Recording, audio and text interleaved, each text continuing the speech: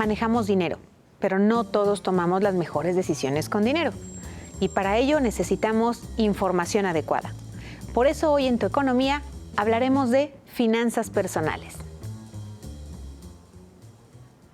Las finanzas personales para mí es la forma en la que administras los recursos económicos a los que tienes acceso o a los que llegan y cómo distribuyes esos recursos para satisfacer tus necesidades personales. La administración de tus recursos, de tu economía,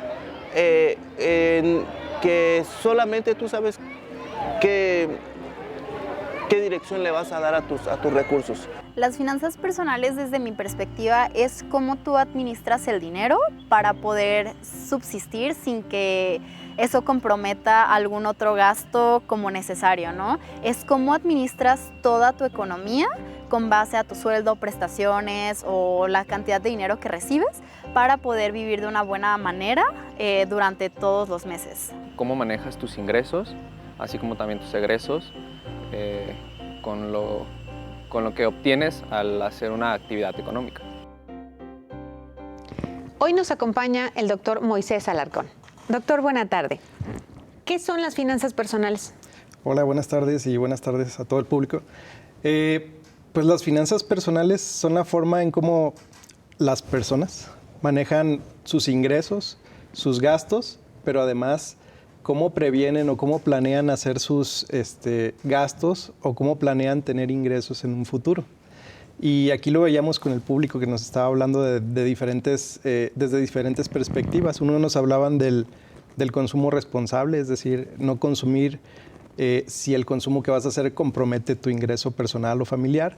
Otros nos hablaban de hacer una buena proyección de los ingresos. Y en realidad todo esto forma parte de lo que nosotros llamamos finanzas personales. Digamos que son partes de un mismo rompecabezas, porque pues las finanzas personales no solamente abarcan el consumo y el ingreso, sino que también abarcan pues el ahorro, la inversión, el cómo previenes riesgos, por ejemplo, asegurándote o asegurando tu casa, tu auto, y sobre todo pues haciendo un presupuesto y planeando a futuro sobre tus posibles entradas y salidas de dinero.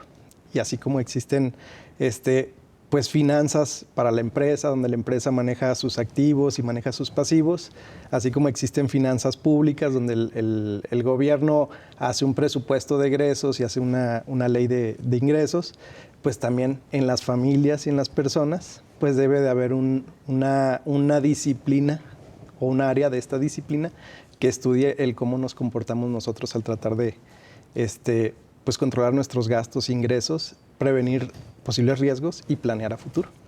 Creo que ahí estaría el detalle, que a veces pensamos que finanzas personales solo es cuánto gano y si me alcanza o no. Pero ahorita nos dice que se incluye más que nada la administración. Así es. Sobre todo porque para partir, digamos, el primer punto o el inicio de las finanzas personales está en cómo nosotros hacemos un diagnóstico de nuestra situación financiera. Es decir, tratamos de ver cuánto ingreso tenemos y cuáles serán nuestros posibles gastos a futuro y los riesgos que enfrentaremos. Eso me gustó, hacer un diagnóstico. Pero vamos a escuchar algún testimonio a ver si hemos hecho esos diagnósticos. Yo creo que el futuro laboral sí puede llegar a ser el home office dependiendo de la empresa, porque pues hay unas que sí requieren que estés presencialmente ahí, ¿no? Pero te pones a pensar que pues lo que vas a hacer a la empresa en la oficina también lo puedes hacer en la casa. A lo mejor le sale más rentable a la empresa misma que te quedes haciendo home office. Ya depende de cada quien y depende de las empresas, porque finalmente pues lo que pasa en casa se queda en casa, ¿no? Lo que pasa en el trabajo se queda en el trabajo. Por salud mental y por salud de la economía y salud familiar, porque si no es mezclar todo, ¿no? De las partes más difíciles de las finanzas personales es gastar, porque pareciera que estamos muy orientados hacia el gasto, pero a veces no sabemos decidir bien en qué gastar. Doctor, ¿cómo decidir si compramos o gastamos en bienes duraderos? Pues hay varios métodos o varias formas de decidirlo. El más común, por señalar uno de ellos, y es el que se enseña en casi todos los cursos de economía y finanzas, es cuál es tu costo el costo de adquirir un bien duradero y cuál es el beneficio que te va a dar ese bien duradero. Entonces, digamos que si vas a hacer un sacrificio muy grande para comprar un bien duradero, o si esa compra de ese bien duradero te va a generar un estrés muy grande, eso se debería de contemplar dentro de la parte de los costos del bien. Y por otro lado, uno debería de analizar, ya sabemos que es un bien duradero, pero ¿cuánto tiempo nosotros creemos que nos va a durar ese bien? ¿Y qué tipo de mantenimiento necesita ese bien para que ese bien, pues ahora sí que pueda aguantar más tiempo? Entonces, además de eso, pues ver algunos pequeños costos adicionales, como son, por ejemplo, los costos de mantenimiento o los costos de aseguramiento. Por ejemplo, cuando compramos un automóvil que es un bien duradero, pues acompañado del automóvil está el seguro del automóvil y están los mantenimientos que se le tienen que dar al automóvil. Y pues yo creería que la regla más básica sería, pues, ¿qué tanto beneficio te trae a ti adquirir un bien duradero? Ya sea un mueble, un automóvil, una televisión o un celular. ¿Qué tanto te va a durar como para que decidas si lo compras o no? Y ahí está la cuestión de cómo fijas tus objetivos personales, de qué es lo que necesitas y qué es lo que no necesitas. Un ejemplo de esto pudiera ser cuando las familias decidimos comprar los juguetes de Navidad a muchos meses y realmente en pocos meses algunos ya ni existen, o bien decidir un refrigerador a muchos meses que sí me va a dar un beneficio posterior. Así es. Y hay muchos ejemplos como este. Por ejemplo, cuando una familia o una persona planea irse de vacaciones, pues las vacaciones te van a durar pues unos cuantos días. Claro que acompañado a las vacaciones hay ciertos beneficios más de tipo psicológico, como el desestresarte o quitarte algunos otros problemas personales que traigas encima. Gracias, doctor. Pues eso es algo muy importante. Cómo gastamos, pero no solo por la emoción de gastar, sino por todo lo que está alrededor, como esos costos, ese estrés y los posibles beneficios. Con eso nos damos a corte y regresamos. Ahorra, procura que sea una cantidad fija y no solo lo que te sobra en la semana. Cuando vayas de compras, evita comprar por impulso. Compara precios y calidad y no des tarjetazo. No te dejes seducir por los meses sin intereses. Define tu capacidad de endeudamiento. Esto con el fin de no hacer gastos que en un futuro te generen problemas y que no puedas pagar.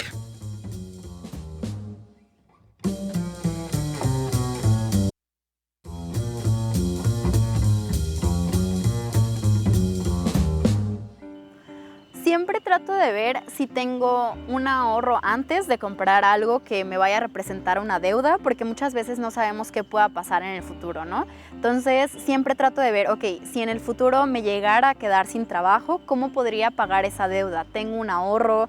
¿Tengo algún plan de financiamiento? ¿Esa deuda me va a generar intereses? ¿Cuántos intereses me va a generar y cómo los voy a poder solventar? Siempre trato de ver como a futuro cómo voy a poder pagar esa deuda y trato de manejar mis finanzas para liquidar la deuda lo antes posible. Si normalmente me sobran, un ejemplo, 10 pesos, entonces esos 10 pesos sé que se van a ir directo a pagar esa deuda. Siempre tengo como un dinero en caja, un dinero especial para resolver esas situaciones. Siempre cuando participo en alguna exposición o tengo algunas ventas, siempre dejo un dinero en caja, en espacio para utilizarlo por alguna situación inesperada o esperada también. Después de la emoción de las compras, nos queda la incertidumbre de si podemos hacer los pagos de esas compras como deudas y cuánto dinero nos queda. Doctor, ¿cómo podemos determinar cuál es el efectivo que tenemos que manejar y los pagos de deudas a corto plazo? Sí, como ya lo mencionaban en los sondeos, hablaban mucho sobre cómo enfrentar la incertidumbre, ¿no? Entonces algunos hablaban de que tenían que dejar un guardadito por si había algún imprevisto. Y sí es cierto, nosotros tenemos que dejar un guardadito por si hay algún imprevisto o alguna eventualidad que tengamos que enfrentar. Pero precisamente para eso son las finanzas personales. Tal vez el evitar la deuda excesiva te ayude a ti como persona a tomar mejores decisiones. Cuando uno está muy endeudado, tiende a querer encontrar soluciones rápidas y que no siempre son las mejores soluciones. Y entonces aquí, para tratar de evitar esas deudas excesivas, pues hay diversas estrategias que nosotros podríamos implementar.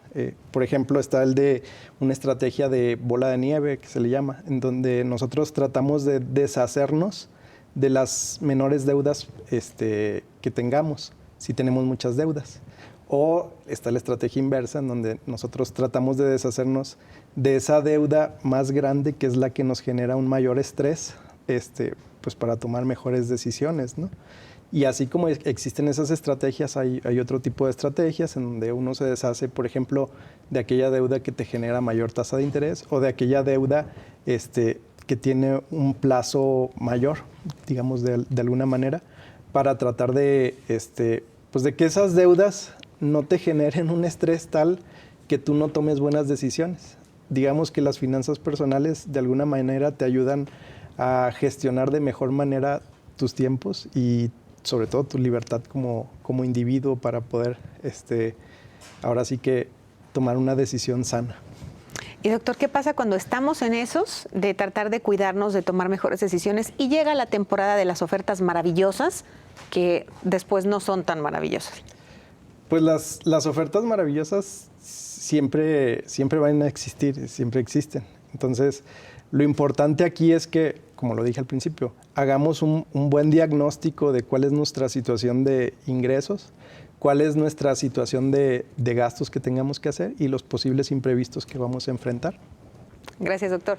Pues con esa me quedo, con que hay que hacer un diagnóstico antes de caer en esas tentaciones de ofertas maravillosas. Vamos a escuchar un testimonio de quienes ya manejan esta parte de sus finanzas personales para aprender de ellos. Pues primero empezar con lo que te genera más intereses, ¿no? Haciendo como abonos o quizás guardando un porcentaje de lo que ganas para de alguna manera no suban los intereses. Y creo que así de resolver primero de una en una, ¿no? Para que no de golpe tengas que desfalcarte. Para cubrir una deuda a largo plazo, lo que buscaría sería acercarme a una institución financiera, buscar opciones, depende de la que tenga la tasa de interés más baja, la que se acomode a lo que yo sé que puedo cubrir con la actividad económica que tengo. Nuestras finanzas no solo son a corto plazo, de qué puedo gastar o cuánto voy a pagar, sino también prever un poquito a largo plazo. Doctor, ¿cómo podemos determinar cuánto efectivo es el que vamos o podemos manejar y qué deudas podemos sostener a largo plazo? Ok, bueno, aquí sí me gustaría aclarar, primero que nada, que porque uno siempre le da una connotación negativa a las deudas. Entonces, endeudarse no necesariamente es malo. Si no nos endeudamos o si no solicitamos un préstamo, por decirlo de alguna manera, pues también es difícil que nosotros podamos hacernos de algunos bienes o servicios que necesitamos. Entonces, aquí la cuestión es de cómo endeudarnos, pero sin comprometer nuestro patrimonio familiar. Y entonces, aquí lo aconsejable es que primero revises cuáles son tus posibles barajas de fuentes de financiamiento. Uno, posiblemente como persona, antes de ir al banco a solicitar un préstamo, por ejemplo, le pudieras pedir en préstamo a algún familiar o algún amigo al que le tengas confianza, un monto de dinero determinado y quedar de pagarle en el futuro. Tal vez este tipo de financiamiento familiar genere un menor costo. Muchas veces no te cobran un interés, simplemente en plazos les vas pagando a tus amigos o a tus familiares.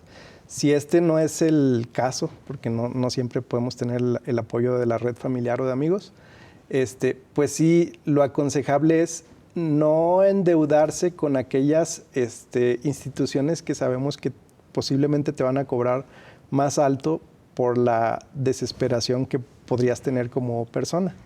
Entonces, si tú vas, por ejemplo, a una casa de empeño, posiblemente una casa de empeño te va a cobrar unos intereses más altos de los que te podría cobrar un banco o una institución especializada en resolver deudas financieras, sobre todo. Y aquí, una vez que te endeudas, lo que sí es aconsejable es que estés revisando periódicamente cómo van tus deudas, cómo van tus ingresos, pero lo aconsejable son dos cosas. Una, que no sobrerevises, porque si sobrerevisas te vas a estresar más. Y lo otro es tampoco caer en el otro extremo de la dejadez y de no revisar cómo va tu balance de ingresos, cómo van tus deudas, porque pues, si no las revisamos, entonces no vamos a saber cómo estamos en cuanto al endeudamiento. Y posiblemente en esa dejadez o en esa sobrerevisión nosotros caigamos en más malas decisiones de qué deuda mantener en el largo plazo. Lo otro es si hay la posibilidad y tienes un ingreso extra de poder invertirlo en algún proyecto que te sea rentable o que te genere más ingresos. Gracias, doctor. Muy interesante el escuchar que las deudas no necesariamente es algo malo, pero está revisando que no se vaya a sobrepasar ese pago a deudas de nuestros ingresos. Ahí es donde tenemos que tener cuidado. Con eso nos damos a corte y regresamos. Haz algo por tu retiro. Procura ahorrar lo suficiente y hacer aportaciones voluntarias a tu Afore. Contrata un seguro de gastos médicos. No hay mejor regalo para ti y tus seres queridos que tenerlos asegurados. Recuerda que un seguro los protege en caso de cualquier enfermedad o accidente.